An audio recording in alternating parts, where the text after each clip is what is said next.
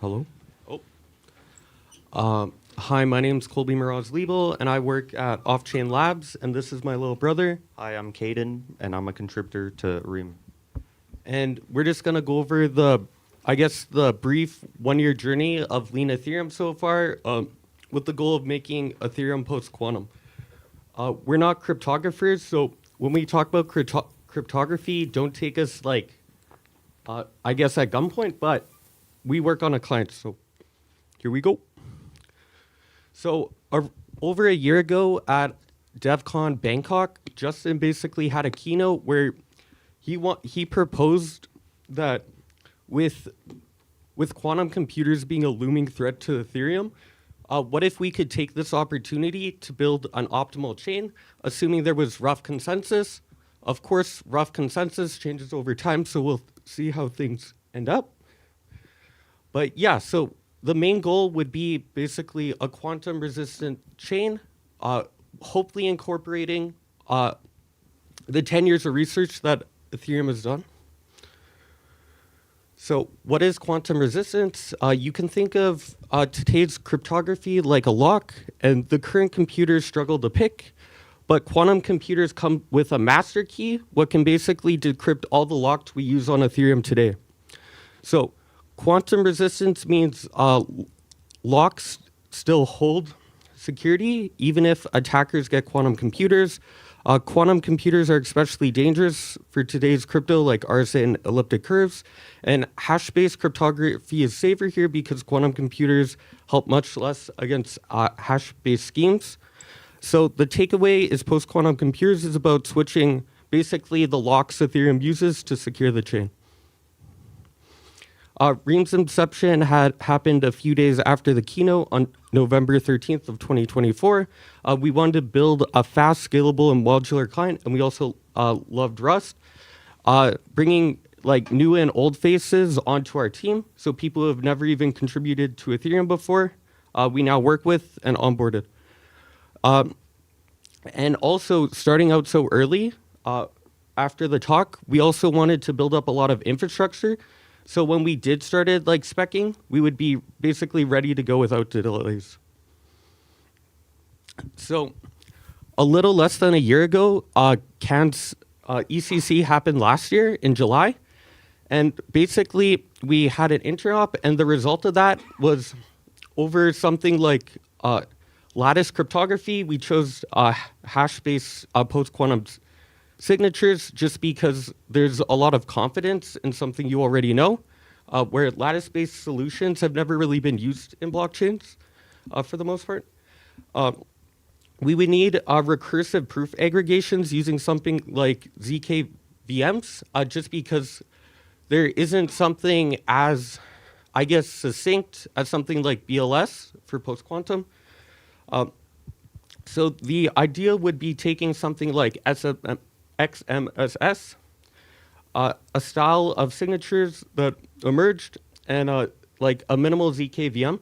Multiple teams were building real components, and then we wanted to start with just a very minimal devnet, just so we can get something working that we could quickly iterate off of. So multiple teams doing a devnet, basically putting researchers' theories into practice and seeing how they work in the real world. So we started off with DevNet 0. The first goal was to create a spec all the teams could work off of and collaborate. The researchers at the EF weren't ready with a PQ signatures library. So we would just build something. We'd basically build a network with everything but that starting off with.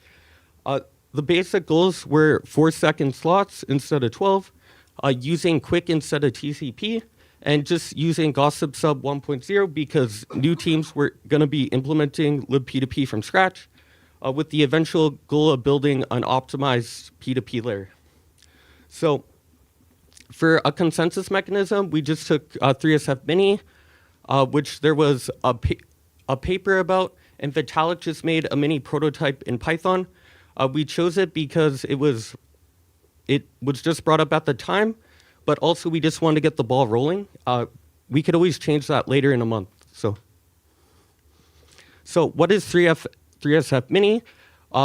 over a year ago, it was similar to the fast finality proposals that were happening at the time, but instead of doing all 4 votes in one slot, it was split between 3 different slots. So, in the ideal case, a block would be finalized in 3 slots, using a 2/3 majority of the validators. So, if 2/3 majority attested to a block, it would be finalized.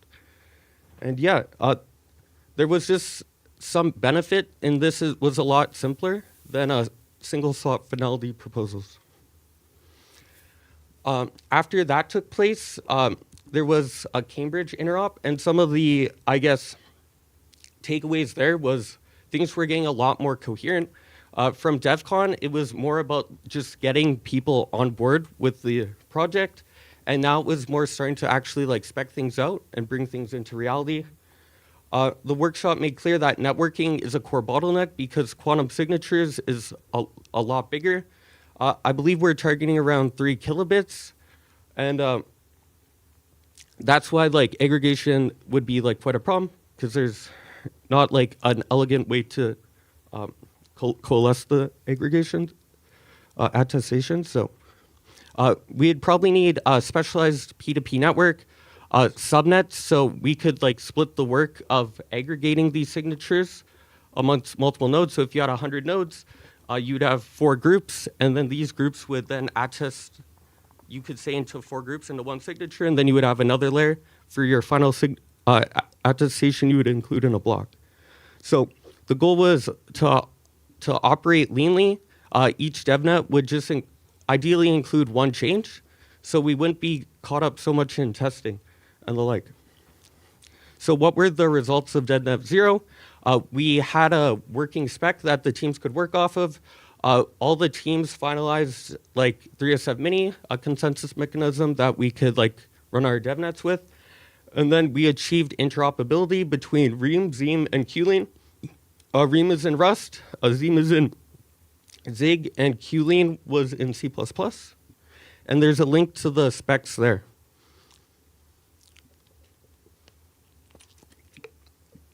So going off the tails of DevNet 0, we had new goals. So Tomas at the EF, now on the post-quantum team, and I believe Benedict implemented XMSS with basically in a package they called Lean Sig, which for the first time we'd be able to use post-quantum signatures on a DevNet, which is really cool. In this DevNet, we were just going to basically just simply aggregate the signatures through concatenation. Of course, just appending signatures to a list would bloat the blocks, but at this point, the goal was just getting something working. And also the goal was setting a baseline for, I guess, PQ signatures on a DevNet and seeing what's the baseline we're working from. Lean Sig and XMSS. So XMMS, or Extended Merkle Signature Scheme, is a post-quantum signature scheme built entirely from hash functions. So its security does not rely on elliptic curves or other algebra that quantum computers can break easily. At the leaf level, XMS uses Winternitz one-time signatures. Each leaf can only be used one time for signing something securely, because if you signed multiple messages with that signature, a quantum computer could use that the information to forge a new signature, which would break the security. XMS places basically like many Winternitz one-time signatures in each leaf. So this, you could think of it as like a Merkle tree, where each leaf is a key that we can use once to sign a block or a slot. And then at the end, you could say their identity is the root of the Merkle tree, which they broadcast to the network. And yeah, this scheme is stateful because the validator needs to know like which keys they have used in the past. And LeanSig basically just adopted this paper and made some changes to the parameters to optimize it for our use case. So the scheduled signing opportunities would be mapped directly to slots. And the results of DevNet 1 was, for the first time, we had a DevNet of multiple nodes actually like signing blocks and validating blocks with post-quantum signatures, which was really cool. And at this time, we onboarded another client, Lantern, which was built in C. So client teams and researchers, we work on a client and collaborate with researchers. So specialized teams at the EF work on like the post-quantum libraries and papers, such as like the EF's post-quantum team, but we also work with the EF's P2P team because libp2p isn't really optimal for sending like as big of messages as we want. So the goal would be to design a peer-to-peer stack around our data types. And theory will only take us so far, of course. So going into DevNet 2, our goals were to integrate the Lean multisig or Lean VM aggregation and kind of set a baseline metric for this. So Lean VM or Lean multisig is a minimal hash-based ZK-VM designed to prove verification of many hash-based signatures for post-quantum Ethereum. Instead of being fully general ZK computer, it is a specialized hash-heavy workload like signature for checking and proof recursion.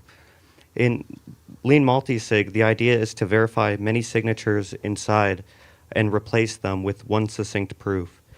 This gives a form of aggregation even for hash-based signatures which do not natively aggregate like something like BLS. The proving stack is built for recursive composition, so proofs that can themselves be folded into larger proofs over time. The design goal is to make post-quantum multi-signature practical by shifting costs from many on-chain signature checks to one proof of verification. Now, the results of this DevNet where we had successfully integrated Lean multisig and Lean VM aggregation integrated into all clients and achieved interop up to somewhere of 20,000 slots were finalized. And we added another two more teams into this DevNet, both Grandine and ETH Lambda. And now this was essentially one of our biggest DevNets up till this point, DevNet 3, where we added an aggregator and upped our interval from, I believe, 3 to 5 intervals, and established a protocol for propagating aggregated signatures. The results is all teams had successfully integrated aggregation, committee aggregation, 5 intervals, and we successfully... And basically the goal of this was originally, we had basically 4-second slots in 4 ticks. So each tick we would do like a piece of work, and we made basically a specialized tick in the 4-second window for aggregation, where before this was handled in the block production basically tick. So we basically split the roles into 2 jobs. So there would be a validator that creates a block and a separate one that like creates the aggregation from the attestations. And then current DevNet 4, this is still being spec'd out, and multiple teams have already implemented quite a bit of this, but this is still in progress. And after ECC, within 1 to 2 weeks, we should be running along DevNet and hopefully testing this. But this DevNet includes integrating recursive post-quantum signature aggregation using the Lean VM and having multiple aggregates for the same method. So you can kind of think of this as like the ZK VM, then aggregating attestations made by the ZK VM. So we could have like basically like multiple intervals of aggregating, just because we can only aggregate so many attestations a second. So being able to like make a tree-like structure where at the end we have a final one and delegate the work across the network.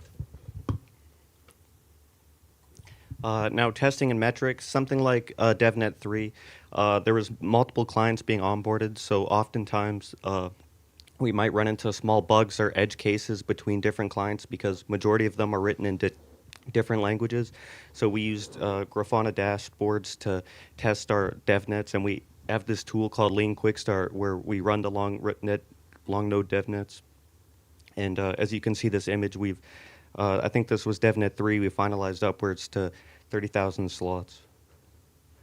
Now, Lean's future, currently a few days ago we had an event called Fort Mode, and we had a round table where we established that within the relatively near future we want a 10,000 node DevNet, and essentially a lot of clients are trying to onboard themselves. Maybe even within like 1 to 3 days, they'll use like AI, so they have horrible testing, and they're just trying to join these DevNets. So that causes problems, right? So we're actually trying to proof that so that doesn't happen. And then within like a week, all the client teams are planning to have like a 6-month roadmap prepared, and then hop on a call and really figure out the next 6 months going forward, essentially. And I want to give a big thank you to every one of you coming out, a lot more than I expected. But yeah, and a big thanks to all the contributors who've contributed to Ream and the researchers. They do a great job. And on Ream, we have roughly almost 50 contributors who have contributed, and 130, I think, 6 GitHub stars currently. And if you want to check out our Telegram, where we post all our updates and our team meetings, and the Lean roadmap, where you can get caught up to pretty much everything there is to do with Lean Ethereum, and get links to all our calls that we've had between all the client teams. The link's right here, leanroadmap.org, and Ream's X, ReamLabs.com, or yeah, and also our GitHub. So I'm not sure if we have time for questions. We almost run out of time, but we can make 1 or 2 questions. Okay. Thank you. How is Bitcoin doing on post-quantum stuff? So my understanding of Bitcoin is most of the research and the core developers on Bitcoin Core are basically funded by a company called Blockstream. And on Fort Mode, we basically brought it up. Potentially there could be a collaboration there. But I believe that their goals so far, from what I heard, is to basically just like mine an ounce and try to figure out some mining way to make a post-quantum like security for Bitcoin. But I guess that's to be expected. But I believe they're making good progress because they hire a lot of great researchers, even researchers who have done like papers with like the Ethereum Foundation's like consensus team for their PhDs and stuff. So, yeah. One last question. Thank you, great talk. I was just wondering, in EXMS, you mentioned every leaf is used once for signing. Since every leaf the number of the leaves are limited, I was wondering what happens if every one of them is used, and how would the switch work if you're going to use another tree? Oh, for sure. So we would need to add some on-chain like transfer mechanism. So you could think of it right now is people on like this MacBook could generate around like 8.5 years worth of keys in 8 hours. So the idea would be like someone on their laptop or even a GPU would generate like 10 years worth of keys, and then in 10 years it would be your future problem, and that would be the goal. So yeah, and then there would just be like, I propose using this other tree, and then you would just like upgrade the key you use for your validator. So guys, thank you for your presentation, and thanks for coming.